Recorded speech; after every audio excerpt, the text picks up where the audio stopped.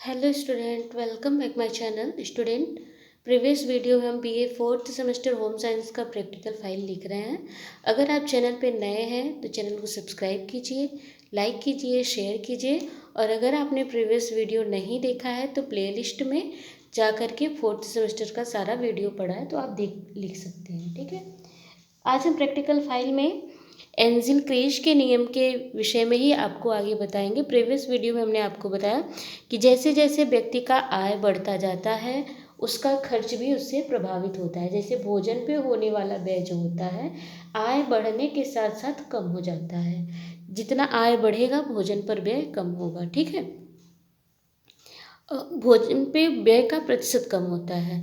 वस्त्र पर, आवास पर, इन सब पे क्या होता है, हाँ, आय बढ़ने के साथ साथ प्रभावित होता है। आइए देखते हैं। जैसे फॉर एग्जाम्पल के रूप में हमने आपको बताया, मान लीजिए एक डॉक्टर है 16,000 कमाता है, एक अध्यापक है 8,000 कमाता है, और एक श्रमी निर्धन व्यक्ति है अगर 3,000 कमाता है तो वो भोजन पर कितना खर्च करेगा, वस्त्र पर, आवास पर, ईंधन पर, स्वास्थ्य पे। यहाँ देखिए, आपको पिछले वीडियो में हमने इस चीज़ को बताया है। ठीक है, कहने का मतलब है ओवरऑल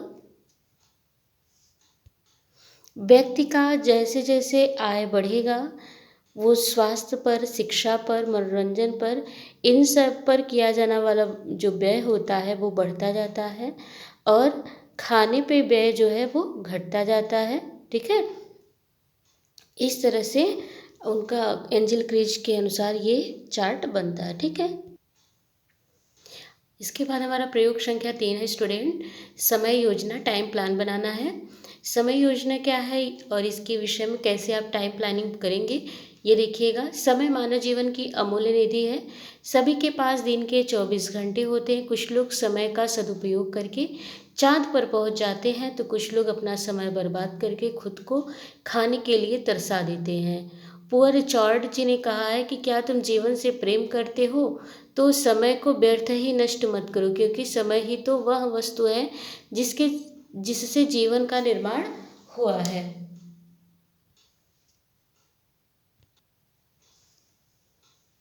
यह समय की साधारण और प्रेरणात्मक परिभाषा है और इसके द्वारा प्रत्येक व्यक्ति के जीवन में समय का क्या महत्व है यह भी पुअर रिचर्ड महोदय ने अपने परिभाषा से बताया है। हॉल्स के अनुसार समय हमारे लिए एक पदार्थ के समान उपयोगी है। हम इसे प्राप्त कर सकते हैं और व्यय भी कर सकते हैं। समय एक वस्तु के समान होता है, पदार्थ के समान होता है, जिसे हम प्राप्त भी कर सकते हैं और क्या कर सकते हैं, व्यय भी कर सकते हैं। ठीक है, समय योजना बनाने के चरण क्या होते हैं स्टूडेंट, यहाँ देखिएगा। समय योजना बनाने के प्रमुख चरण हैं। सबसे पहले सूची बनाना। किस चीज़ की सूची बनाना, तो अपने कार्यों की सूची बनाना कि आपको कौन कौन सा कार्य करना है इसकी सूची पहले आप बनाएंगे। तो समय योजना बनाने का पहला चरण क्या है, सूची बनाना।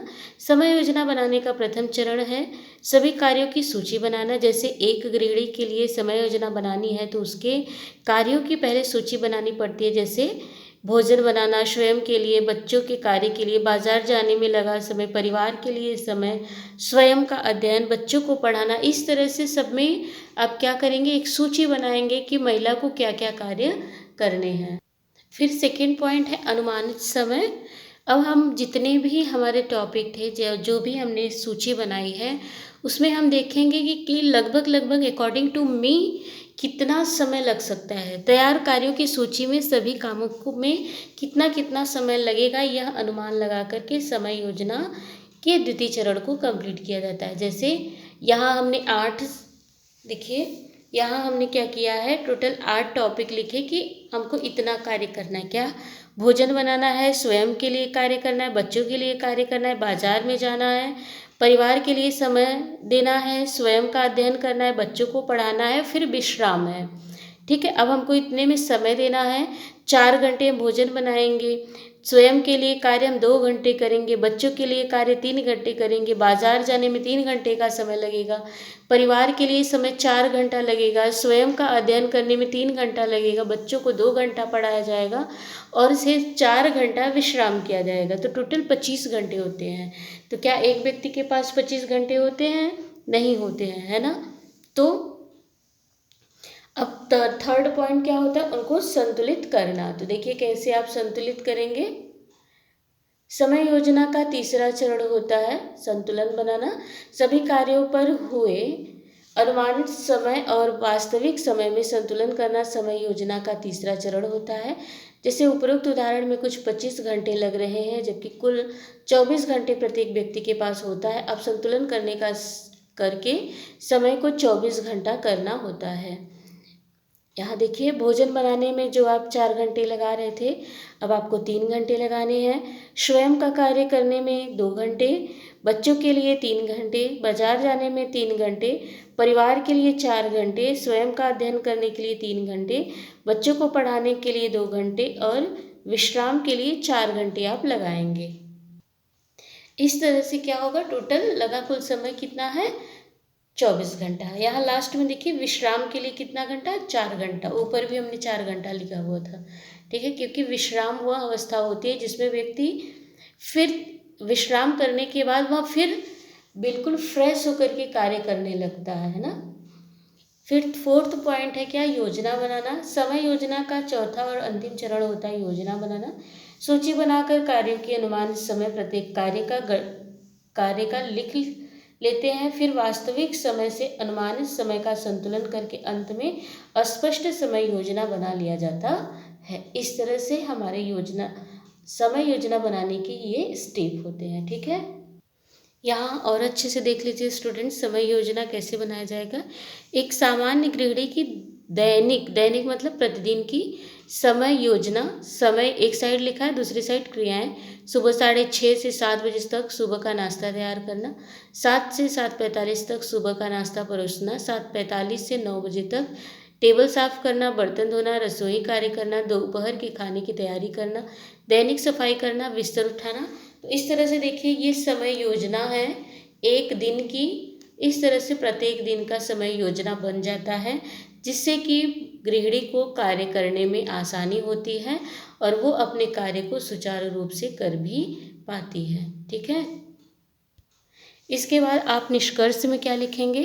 इस प्रकार से समय योजना बनाकर प्रत्येक व्यक्ति अपने कार्यों को आसानी से कर सकता है तथा अपने लक्ष्य की प्राप्ति कम समय, शक्ति, धन के प्रयोग से भी प्राप्त कर सकता है। क्योंकि इससे क्या होता है, जब समय योजना का आप पूरा सारणी बना लेते हैं तो आपका अतिरिक्त समय कहीं खराब नहीं होता है। आपको जो कार्य करना है सीधे उस पर फोकस करके अपना कार्य आसानी से कर सकते हैं, ठीक है स्टूडेंट।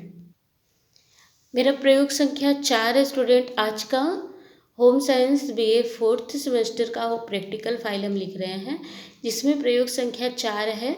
इसका उद्देश्य क्या है, विभिन्न आय वर्ग हेतु आवास योजना का अध्ययन करना एवं आवासीय योजना में उपयोग में आने वाले चिन्हों को लिखना है, ठीक है। तो देखिए इस तरह से आप पहले इंट्रो देंगे। प्रत्येक परिवार अपनी आर्थिक स्थिति के अनुसार मकान बनाता है, आवास की आयोजना के अनुसार भी बदलती है।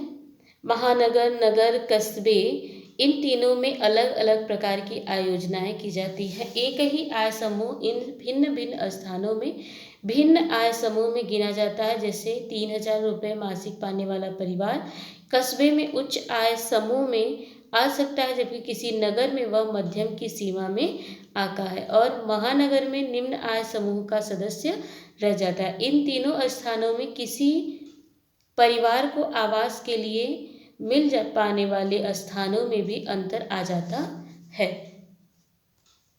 महानगर में बड़े भवन बना पाना धीरे धीरे सपना की भांति होता जा रहा है और फ्लैट का प्रचलन धीरे धीरे और जोर पकड़ता जा रहा है, जिनमें एक भवन में हर मंजिल का मालिक दूसरा व्यक्ति होता है। अतः आवास कम से कम जगह में अधिक सुविधाएं प्रदान करने के दृष्टिकोण से बनवाए जाते हैं। परिवार की आर्थिक स्थिति के अनुसार मकान बनाते समय कौन कौन सी सावधानियां ध्यान में रखनी है, आगे हम इसको लिखेंगे। देखिए परिवार की आर्थिक स्थिति के अनुसार मकान बनवाते समय निम्नलिखित तथ्यों को ध्यान में रखेंगे। पहला है भूखंड का आकार परिवार के आय के अनुसार होना चाहिए। देखिए जो भूमि लिया जा रहा है उसका आकार जो है वो परिवार के आय के अनुकूल हो।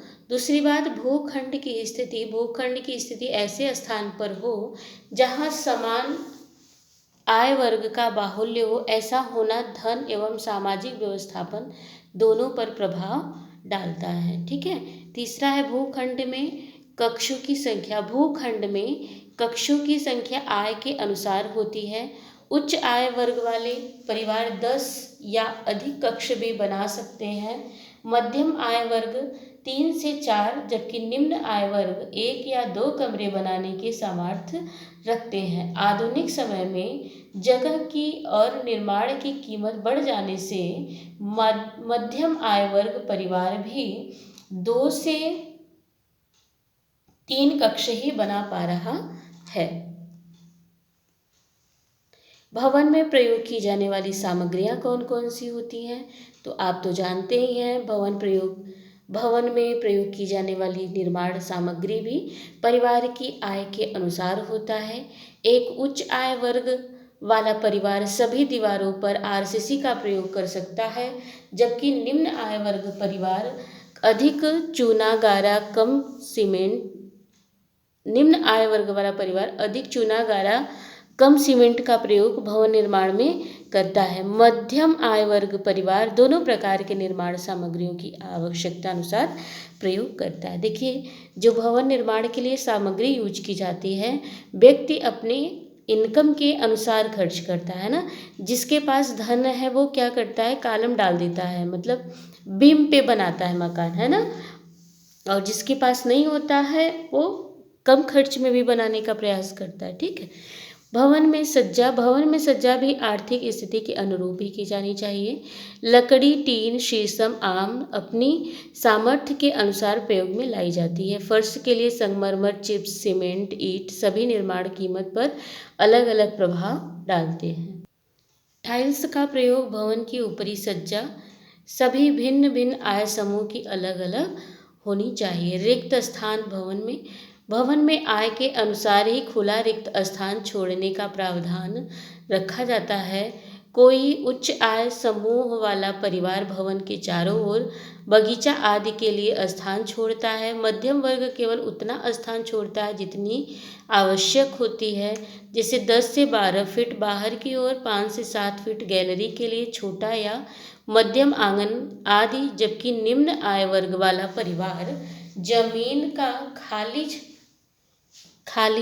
छोड़ा जाना बर्दाश्त नहीं कर पाता। केवल एक छोटा सा आंगन अथवा बरामदा ही विविध उपयोगों के लिए छोड़ सकता है। कक्षों का आकार देख लीजिए। कक्षों का आकार भी परिवार की आर्थिक स्थिति से प्रभावित होता है। उच्च आय वर्ग वाला परिवार ही हालनुमा कमरों की व्यवस्था कर सकता है।